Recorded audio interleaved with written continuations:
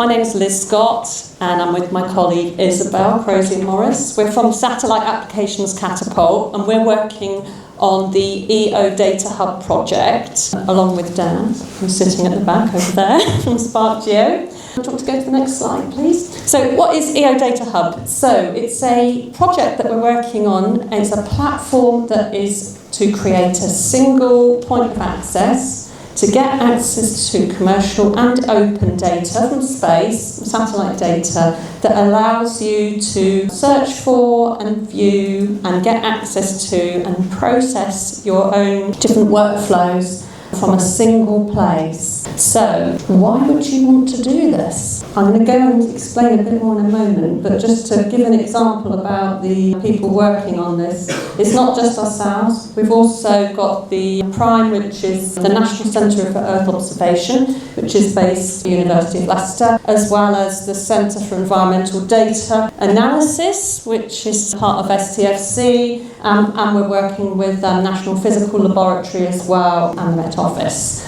So, next slide please, thank you. So, a lot of you are probably familiar with working with aerial photography, which as you probably know is generally a lot higher resolution than what you might get from space. So why would you bother in the first place using EO data? Well, I hope you like this picture here, which is taken from one of European Space Agency's Sentinel satellites. That was on the 5th of January, so you're probably used to seeing imagery from aerial photography, but we don't normally see snow on the ground. I think that's really quite pretty. The great thing about Earth observation data from space is, of course, is it's much more frequent. So you're not just getting the updates that you would get from whichever aerial photography provider you're doing. Effectively, it's like a lower spatial resolution, but much higher temporal resolution. So you've got that constant feed of data throughout the whole year round, and in between you have the sort of spikes of when you get more detailed data from aerial photography updates. So what is EO Datahub? This is a diagram that I always think is a bit upside down, really. Normally you have things flowing from top to bottom, but for us we go the other way. So we've got our various data sources that are feeding into the hub. And at present, we've got data coming in from a couple of different commercial organisations. You might have heard of Planet and Airbus. We've also got Open Cosmos, which has recently come on board. And then we have open data from European Space Agency's satellites, from the Sentinel satellites. And also climate data, which has come from the EOSIS project, and that is data that's derived from satellite data. So the hub platform itself takes in all these different data feeds, and we have a catalogue that you can search on, and then various data processing pipelines, and effectively the brains and the engine which can do data processing as well. We've created a number of different applications on top of the hub which can be used to actually demonstrate different sorts of things that you can do. One of them is by Spark Geo, also now involved in continual development of the central hub platform as well. And Spark Geo created a climate web map application. Spirosoft have created an easy-to-use land, surface data and water quality application which allows you to just play around without having to do any code. And Obsidian have created some Python API and a QGIS plugin as well. But you can connect directly to the hub using things like FME to be able to bring in data from all these different sources and do different things with it within your own FME workflows. So, how hard can it be? We were just talking about getting all this great data in from these different sources. The reason I put this picture up is this is something that I've had problems with before, and anyone who's tried using Earth observation data has probably had issues with clouds as well, because the unfortunate thing is satellites have a habit of being above clouds. Now, the first time you start trying to use Earth observation data, quite often you get a bit stumped with the fact that you're looking at cloud cover and you're trying to understand how to find data for your area where the thing you're interested in is not under a cloud. like mine was here. So that was like a tiny little cloud right above what I wanted. But Isabel's going to go into a bit more detail about why another reason why Earth observation data gives you some extra things on top of what you get from aerial photography and how we can do with clouds. Thank you very much, Liz. We'll come back to the clouds bit, but first of all, we've been talking about spatial resolution, temporal resolution. We've also got spectral resolution. I'm going to go on to and show a demo of the hub in a minute, but just very briefly, if you're used to aerial photography and you have, say, 4 bands of information, you may have a red, a green, a blue, and near infrared. These are just little slices of what's available in the whole electromagnetic spectrum.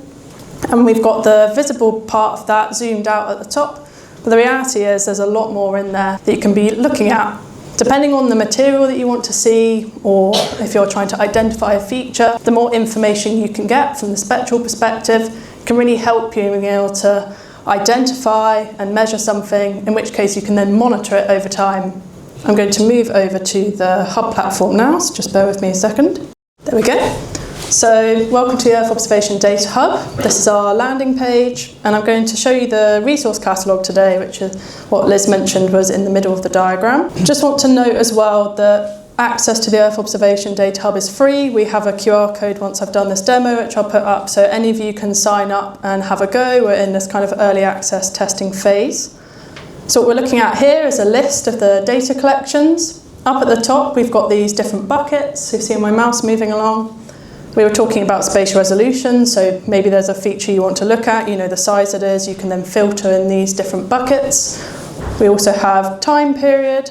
So Liz mentioned it's not just, I guess, maybe what you might think of as satellite imagery and you're looking at images of something. We've also got climate data sets, so climate projections going into the future, so maybe you want to filter by that. You may also notice the Airbus at the top, so the hub has the ability to connect in with commercial satellite imagery providers. I'm going to scroll down and focus on the open source Sentinel-2 today, at least to start off with. So I'm going to click on this one. All of the cards you can click on and get a little overview as to what the imagery is, as well as some tags. These are the tags that are used to be able to filter by the buckets up at the top. So if I open up the collection, we move into our map view.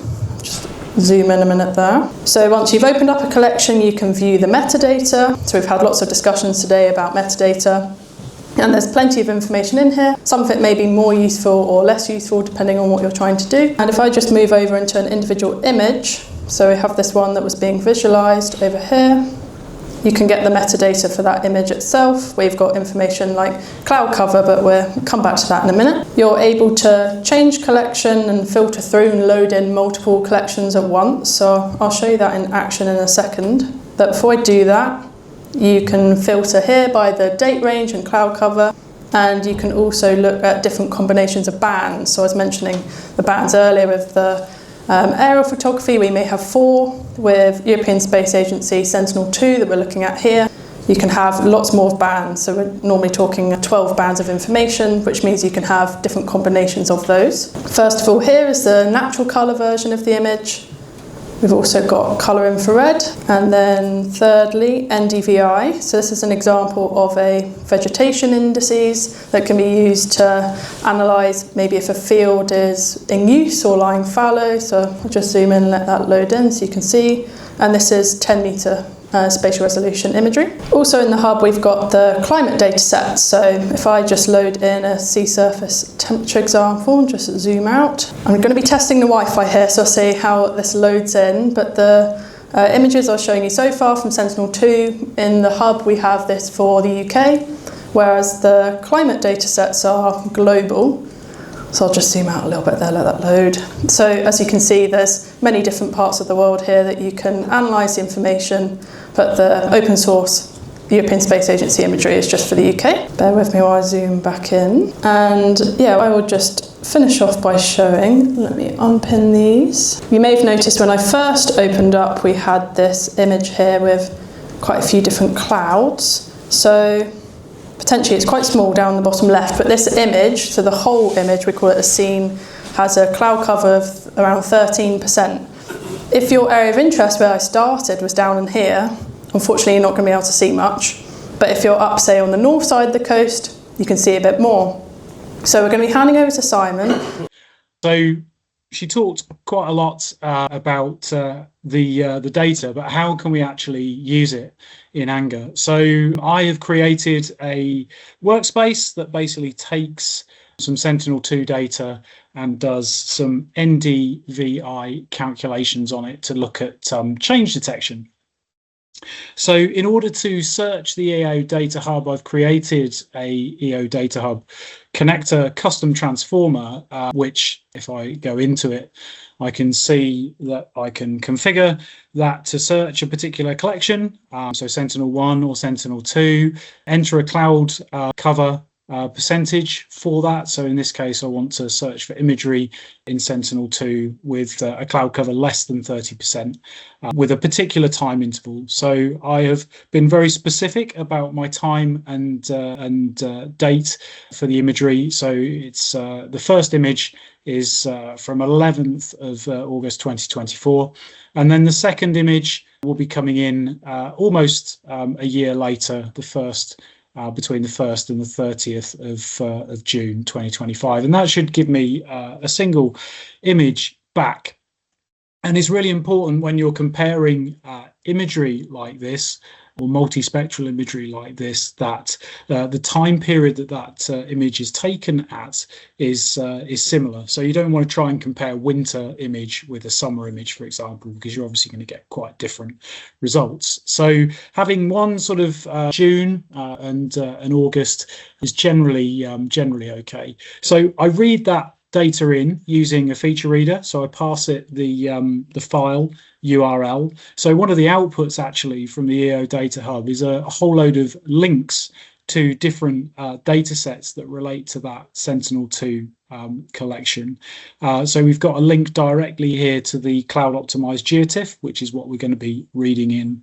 But there's also a link to some cloud data and also cloud probability, also a link to metadata and thumbnails and things like that.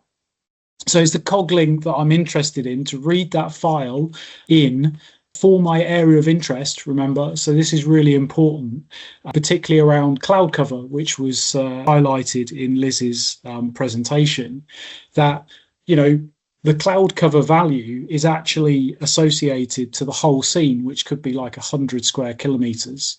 So what I want to do is make sure that the cloud cover is not covering my area of interest. So one of the things that my custom transformer there does is actually work out for the area of interest the cloud cover, making sure it's less than the threshold specified. So knowing that, I can then read that data in using the feature reader here and just selectively. So not the whole scene, just the area of interest. So we're using one of the neat functions of cloud optimized geotiff imagery, just be able to select and read in the imagery that we need. So moving on from there, we separate the data into its individual bands. I've then got a test filter here just to separate out the bands that I need for the NDVI calculation. So that's red and infrared, and I'm doing that for both multispectral images from 2024 and 2025.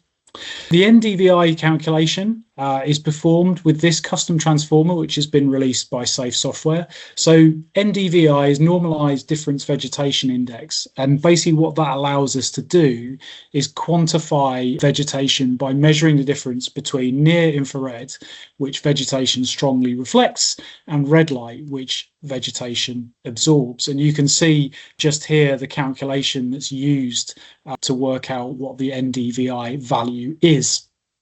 So now I've got an NDVI value for each of those images. I can then do some raster maths to basically specify what the difference is. So I take the change from 2025 and take away the 2024 image to leave me some kind of difference.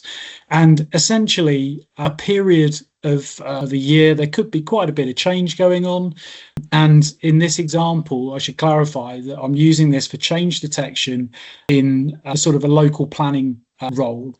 So maybe for planning applications that might have started breaking ground, for example, where a building might have existed, it's been knocked down and you've got bare earth, or maybe you had grass before, and then that's been dug up to show bare earth. So basically, where you've got occurrences of strong distinction between one value from 2024 and another value in 2024.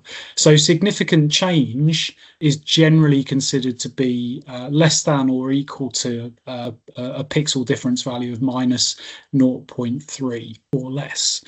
So if I get that value, I can then isolate my areas of interest using something called the raster band no data setter.